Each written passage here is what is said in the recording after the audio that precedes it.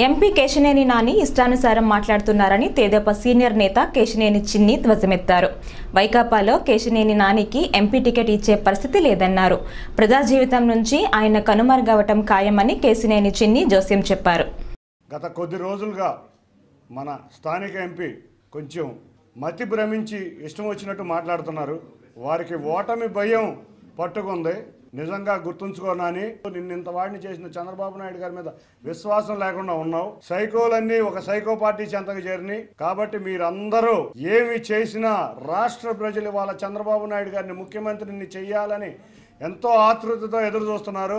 అంతేకాకుండా ఆశ్చర్యకరమైన రీతిలో పులివెందుల్లో కూడా జగన్ ఓడిపోబోతున్నారు.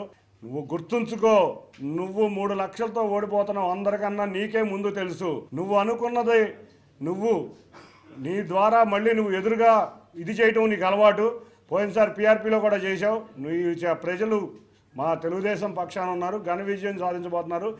7 నియోజకవర్గాల్లో ఇవాళ ప్రజలు తెలుగుదేశాన్ని జనసేన అభ్యర్థుల్ని ఎన్టీఆర్ జిల్లాలో గెలిపించబోతున్నారు. నీకు ప్రజాకోటలో తప్పక శాస్తి జరుగుతుంది. ఇక ప్రజా జీవితంలో నువ్వు మిగలవని గట్టిగా హెచ్చరిస్తున్నాను. Thank you. అతను అవినాష్ అనుచరుడు. మొన్నే చెప్పా, తెలుసు. మా నాయకులందరూ ఇతని మీద ఇష్టం లేకపోయినా కూడా మా గౌరవ ఎంపీగా గౌరవించారు. అక్కడికి వెళ్ళినాక అవినాష్ వెనకమాల లేకపోతే ఇన్ఛార్జ్ ఎవరుంటే వాళ్ళ వెనకమాల తిరగడం తప్పితే ఇతనికి అసలు ఏమీ లేదు. ఇతనికి టికెట్ కూడా ఇస్తారని మాకైతే నమ్మకం లేదు.